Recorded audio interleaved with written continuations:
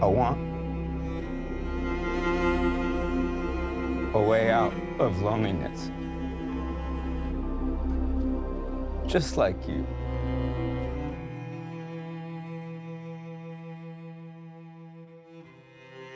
A man can go 5 years without a girlfriend and still look you in the eye and say, "I'm fine."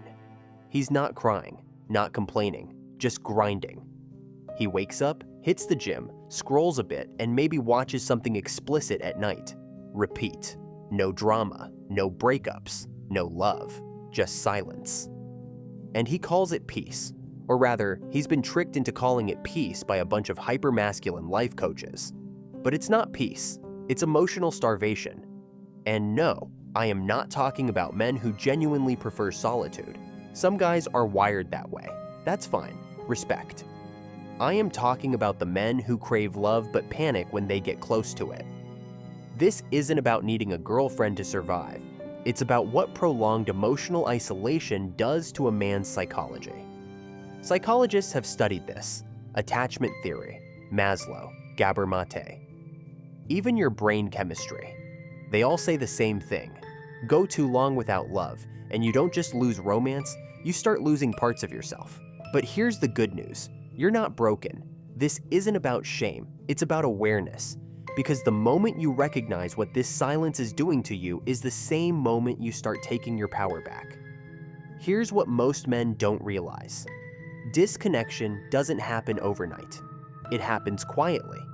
You don't decide to isolate yourself, you slide into it, one "I'm good" at a time. Maybe you got hurt. Maybe you're chasing goals. Or maybe no one ever taught you how to open up without feeling like you're weak. So you do what men do best. You adapt. You shut it down. You focus on the grind and call it growth. And for a while, it works. Until that healing turns into hiding. Because isolation rewires your brain. And not in a good way. This isn't just emotional, it's biological. Studies show long-term loneliness increases the risk of early death by 26%. That's worse than obesity. Worse than smoking 15 cigarettes a day. Let that sink in. Loneliness is literally killing us, slowly, quietly, and alone. But despite that, men develop a defense mechanism. You tell yourself you don't need anyone. You're independent. You don't catch feelings. You've got standards.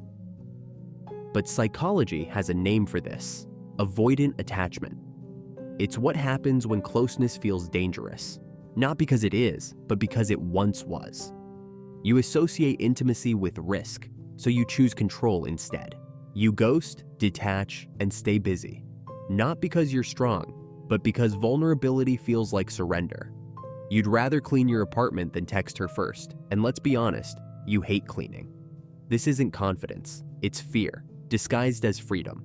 You're not above connection, you're avoiding it, and deep down, you know it. You're working out, reading books. Basically, you're checking all the boxes. But something still feels off, not broken, just flat, like a man running at full speed with nothing inside the tank. That's not discipline, that's emotional starvation. Maslow's hierarchy of needs puts love and belonging right beneath success.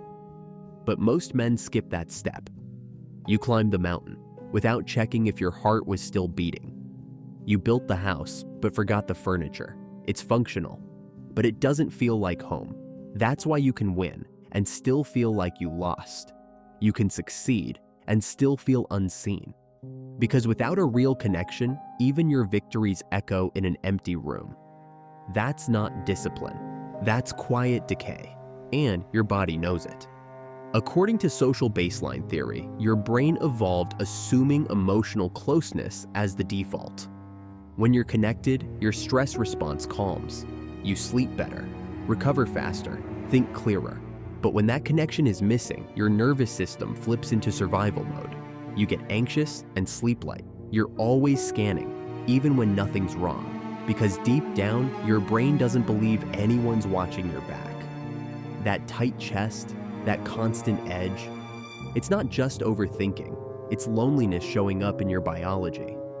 And here's where it gets dangerous. When your brain goes too long without real connection, it doesn't just wait, it adapts. It looks for substitutes. Oxytocin, the bonding hormone, is what gets released when you're hugged, held, or truly seen by someone you trust. But in the absence of touch, affection, or emotional closeness, your brain pivots.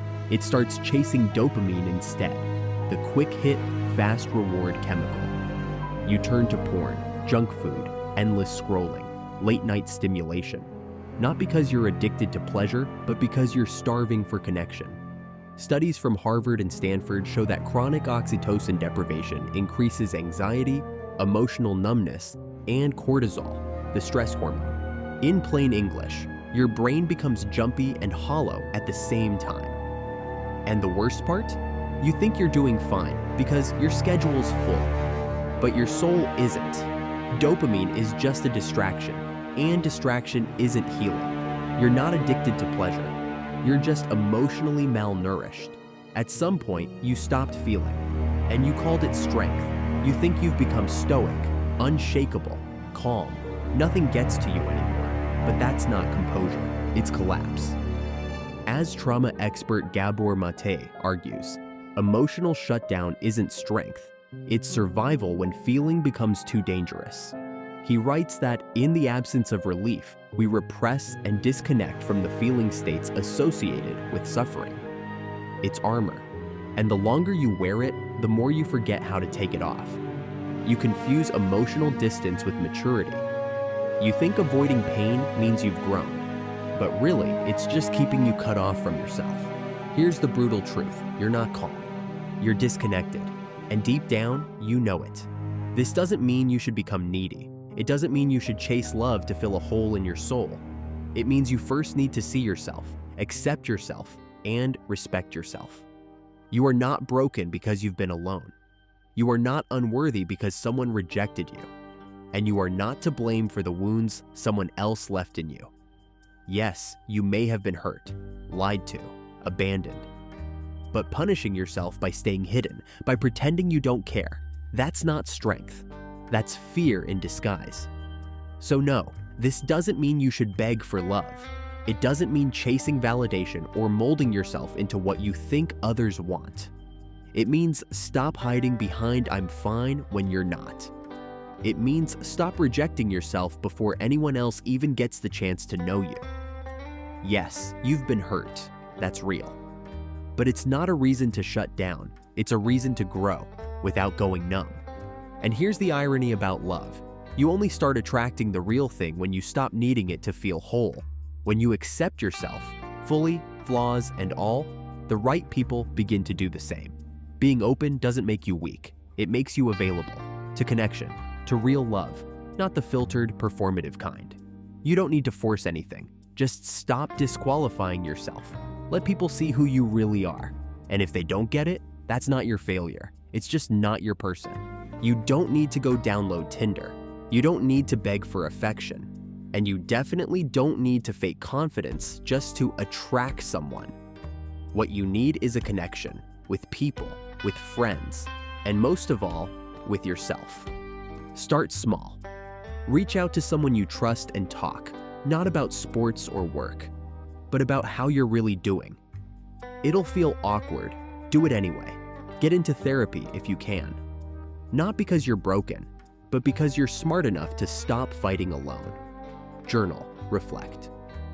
Even 5 honest sentences a day will help you understand what's going on in your own head. Because if you can't connect to your emotions privately, you'll never connect to anyone publicly.